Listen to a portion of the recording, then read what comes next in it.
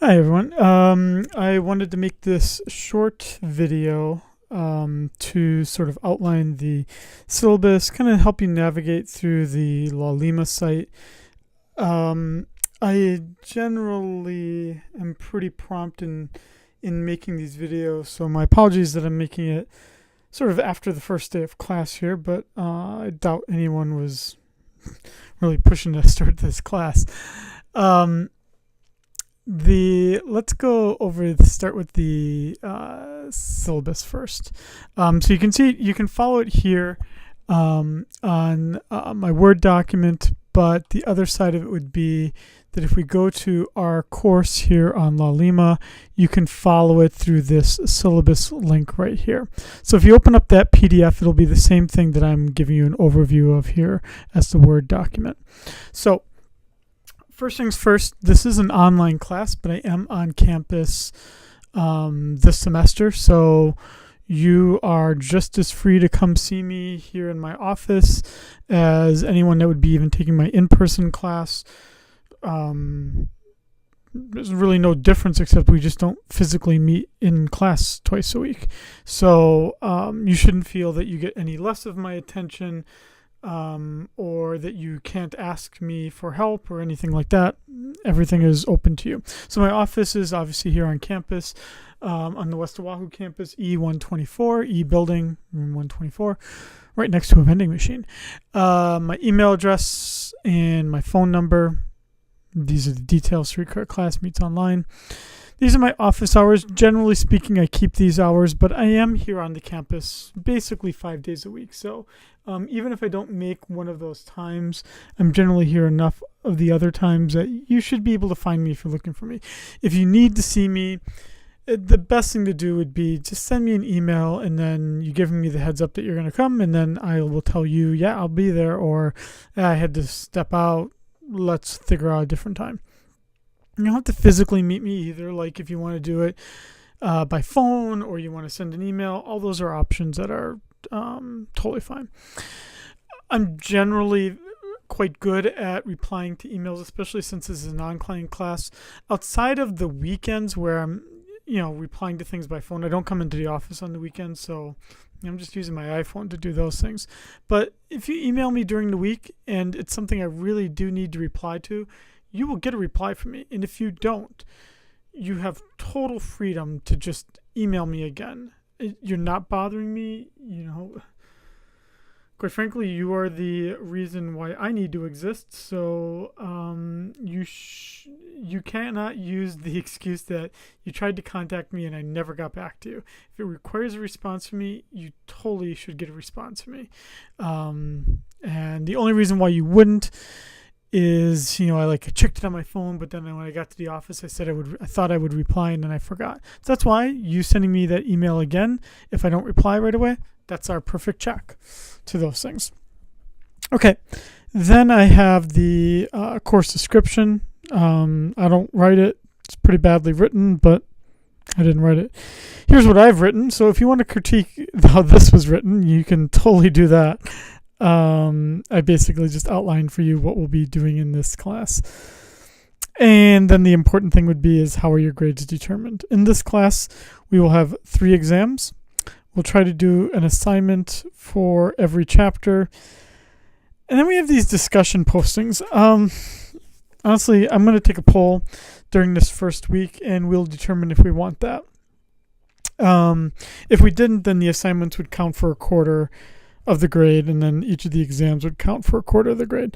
The only reason why it's kind of up for debate is one semester, students just like yourself all really, really wanted discussion postings and didn't think the course was a good online class without discussion postings. And so then in other semesters, I've done it, and sometimes that has been liked, and in other semesters, it has not been liked.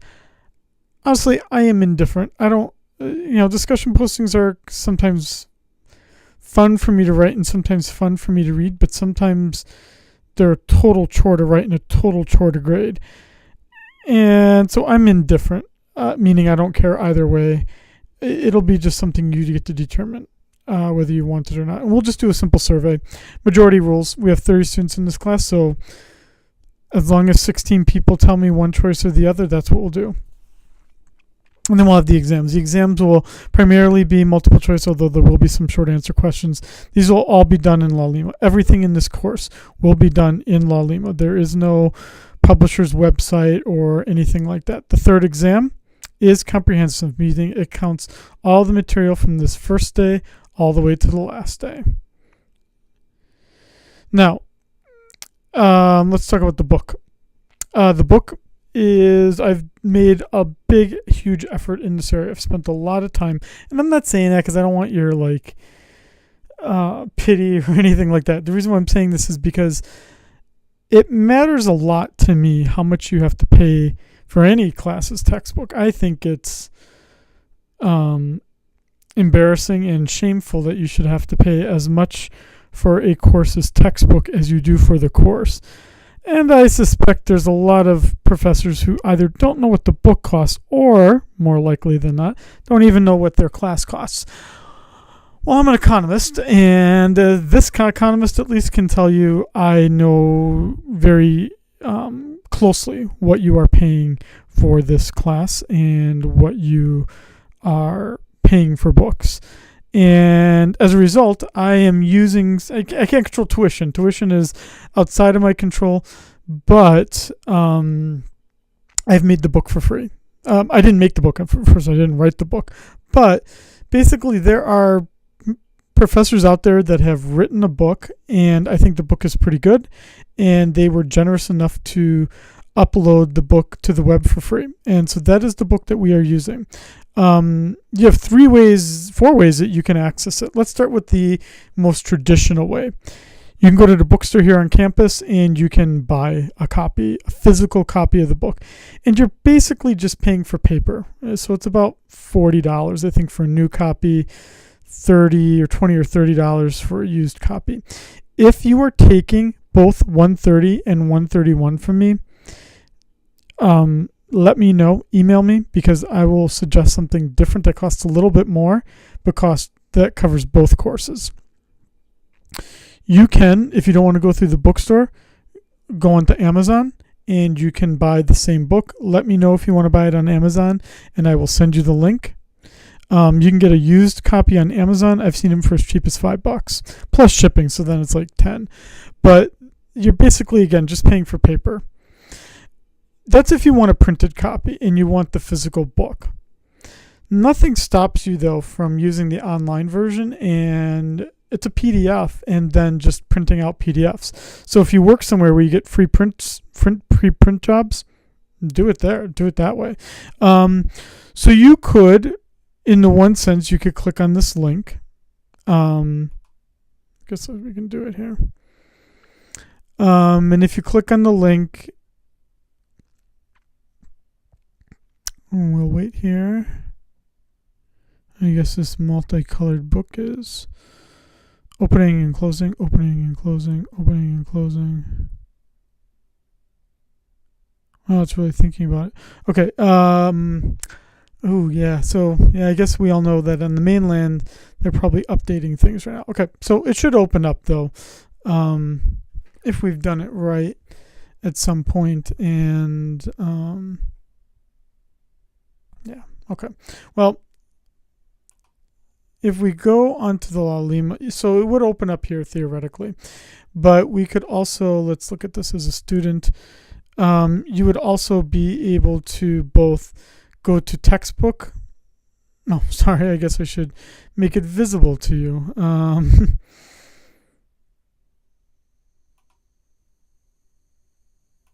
Okay, I'll have to add the link. Sorry.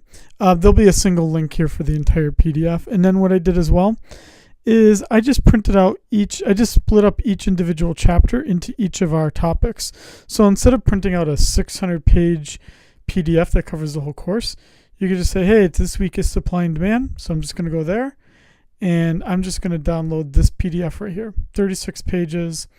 Now you'll see that this book is pretty simple looking. There's no pictures of famous actors or anything like that, but the book is, academically speaking, intellectually speaking, does everything else the other books do, and it's free of charge. So Why wouldn't we use it? And plus, most of you aren't going to use this book after the course is done. So you might as well, just use the free print version if you just don't even want to pay the $40 for the print version. If you do buy a physical copy of the book, I can almost guarantee you that if you told me the next semester, hey, if there's anyone in your class that wants to buy my book, tell them I'm willing to sell it to them, I almost can guarantee you I could find you some customer. So if you want to buy the book but no, you don't want to keep it forever, you should just go ahead and buy it, and then I will act as your middleman and sell it for you the next semester. And I'll even give you the cash. I won't even pocket the cash. No commission. Okay, so that's the book. In other words, 100% of you should have access to the book. None of you have to share with each other. You all have equal access to the book in this class, and it should cost you at a minimum $0, and at the most, because you wanted a printed copy, $40, and you're just buying the printed copy. Okay. You have 8 days to drop this class and get all your money back. Otherwise, you can drop the class on the 11th and get half your money back, or drop it at the end of October, and at least you can leave without an F. Then we have our integrity, accommodation, and classroom policies. Please read all these. These are pretty standard boilerplate. I try to be as forgiving of a person in terms of policies as possible, but I have to also balance that with being fair to everyone as well. So, keep in mind that I have both of those tasks that I have, both of those responsibilities. I have a kuleana to both of those things. So, if you have a legitimate reason for not doing something, tell me and we'll work through it. Keep in mind too, though, I've heard every excuse, so it's not like it's the first time I'm going to hear about a friend having a flat tire or computer crashing or something like that. You can bet I've probably heard them all. So just don't do it. And also, especially as we get towards the end of the semester, incompletes are reserved for those who finished almost all the material but then didn't finish something at the very end. Incompletes will not be given to those who didn't do anything after the first exam or something along those lines. Basically, an incomplete is you finished almost all the stuff except something at the very end, and it's because something came up that you did not finish it. Here's our grading scale. It's pretty standard, follows the university, and we have the course. So what I've done here is I basically have broken up this entire course into 11 topics. I'm not sure if we're going to finish all 11 topics. We may complete as few as 9. And what ideally this is what I think we should be able to do, but I'm going to try to get a sense of the classroom and how quickly we do things and how much of a burden I'm placing on you. And if I think that things are too much, I may remove some chapters, especially after the first exam. Okay, so that's our 11 topics. And so that's our syllabus. Now let's go through what's on the LaLima site. So let's start first with announcements, and let's again look at this as you. So I will use announcements pretty frequently. I'll also use email pretty frequently. So check those things. I'm not saying check it every day. You got to reply to things every day. I'm assuming that most people will not. But if you're ever in doubt, look at those emails and look at the announcements. And if you're really in doubt, just send me an email and ask me. Then here we have our syllabus, and that's right here for you to download, print, do whatever you want to do. By the way, if you want a physical copy but you don't want to use your printer to do it, come to my office. I'll happily print you out a copy. I'll even 3-hole punch it for you. Textbook again. I just haven't. For some reason I forgot to post this. I'm just going to post a PDF copy of the OpenStax book right here. It'll be the big 600-some page document. Then I broke up each of the chapters into these topics. So then what you would do, basically, you can see that topic 1 is the first thing that you're starting this week. So you would simply just go to textbook by topic and then click on topic 1. And you would see the chapter. Now, when you see the document like this, obviously I'm not asking that you try to read it this way. Probably the easiest way to do it would be to click on Tools. As you can see, I did right there. And then download the document. Or you could print it. Or you could try to make it bigger. I'm just embedding it here so that it's a little bit easier for you to see. Again, what I did is I clicked right here, Tools, and that gave me all these options here. Okay, then we have our topics. So now here's the part where I am adding value to this course and actually doing something for you. For each of these topics, let's start with topic 1. You'll basically find that I've done 2 things for each topic. 1, I've taken this whole big chapter that you may or may not have read, but hopefully have read, and I basically list out the major bullet points of what I think are the most important things in that chapter. And I do the same thing for my in-person class. So in this sense, you're not getting anything different than what I do in the in-person class. So here you're just seeing these are what I think are the most important topics. I'm not trying to stop you from reading the chapter. I want you to read the chapter. I'm just acknowledging and respecting the fact that most of the chapters will not be read, especially as we go later. If you don't read the chapters, you probably won't do as well as someone that did read the chapters, but you will still do fine if you don't read the chapters and just look at these things. And then what I do is I then make YouTube videos. I make YouTube videos that cover then each of those topics that I just outlined. Now, the way that I do this is I've tried to refine this over semesters and tried to make it as good as possible, but here essentially is what I've done here. So you would click on this. This is just a YouTube video.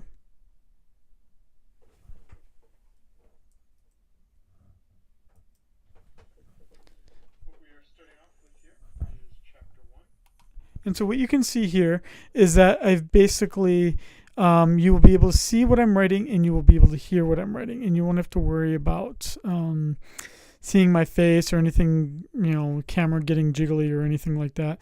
You hopefully will be able to read what I'm writing. But even if you can't read it, at least you'll be able to see what I'm writing.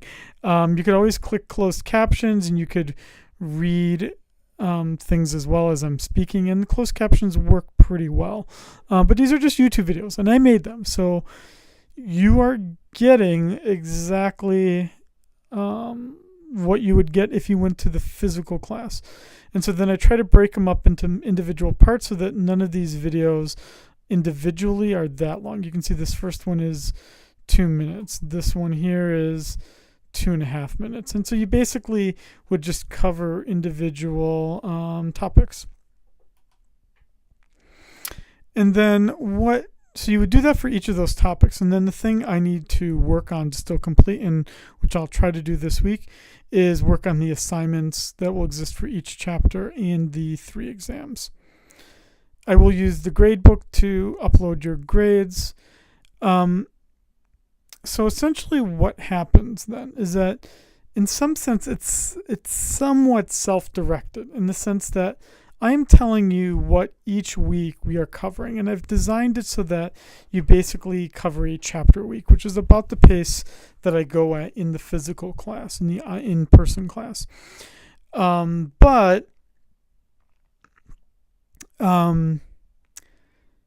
You can work ahead.